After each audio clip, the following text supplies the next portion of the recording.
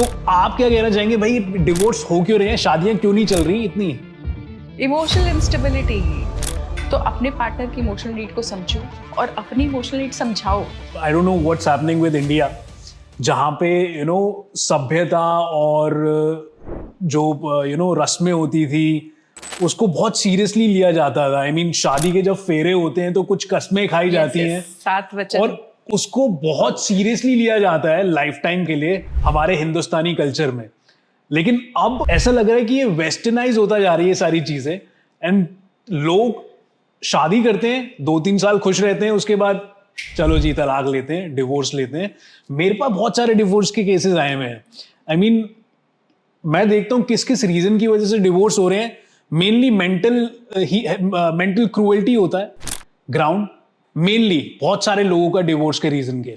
तो आप क्या कहना चाहेंगे भाई, डिवोर्स हो क्यों रहे हैं, शादियां क्यों नहीं चल रही इतनी? Emotional instability. आशीष, हमारे इमोशंस जब हमारे रेगुलेशन नहीं है, स्टेबल नहीं है इमोशंस, और हम अपनी हैप्पीनेस को दूसरे के ऊपर डिपेंडेंट कर देते हैं। सपोज शादी हुई है, इधर द हस्बैंड और द वाइफ, शुरू शुरू में तो आपका हनीमून फेज होता है, डेटिंग पीरियड, कोटिंग पीरियड, सब बहुत अच्छा था। जब रियल लाइफ की रियलिटी हिट करती है आपको, तो वहाँ पर nobody is ready to compromise. थोड़ा सा यहाँ बच करना पड़ता है एक पार्टी को, थोड़ा सा यहाँ बच करना पड़ता है, तो you come to a common ground, जो आजकल मिसिंग है। हमारे टाइम्स में we use to work on our marriages, we have worked on our marriages. यहाँ पर वो जो एक सेल्फ के गेम आ गई है ना, और बहुत ज़्यादा मैं इसमें ब्लेम करती हूँ सोशल मीडिया को। Do's and don'ts, red flags, green flags, ये कहाँ से टर्मिनोलॉजी, कौन सी नई टर्मिनोलॉजी आ गई है? Correct. A human being is a human being, उसमें प्लस भी है, उसमें माइनस भी है। वो कोई शिव भगवान नहीं है कि 100% है। शिव भगवान भी आ वो जाएंगे भी ना, वो भी नहीं कहेंगे हाँ, भैया मेरे अंदर तो मैं तो सांप गले में घुमा लेके घूम रहा हूँ, correct. Right? So take a human being as a human being. First of all you have to remember why you both came together, why you people fell in love, और why you got married to each other. तो जहाँ पर लगता है कि कुछ slip हो रहा है, वहाँ पर उसको पकड़ना बहुत इंपॉर्टेंट है, इससे पहले कि वो पूरा हाथ से स्लिप कर जाए। तो वो इमोशनल स्टेबिलिटी पहले अपने अंदर लानी बहुत इंपॉर्टेंट है। अगर मैं क्यों करूं उसमें अगर रहेंगे तो शादी नहीं चलेगी। लेकिन अगर आपने थोड़ा सा भी, एक पार्टनर ने भी समझ लिया कि यहाँ पर हमें जरूरत है, then the way to address things is open communication, honest communication, जहाँ पर कभी भी एक आपकी बैकफायरिंग नहीं हो रही है कि 6 महीने के बाद टॉन्ट पड़ जाएगा। करेक्ट।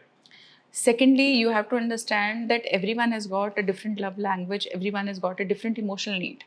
तो अपने पार्टनर की इमोशनल नीड को समझो और अपनी इमोशनल नीड समझाओ। Like there are people, I know couples, and आप भी आइडेंटिफाई करेंगे अपने फ्रेंड सर्कल में, men folk are not more into holding hands. बहुत कम होता है, शुरू शुरू में तो अच्छा लगता है, but females are more into यार होल्डिंग हैंड्स, लॉन्ग ड्राइव्स।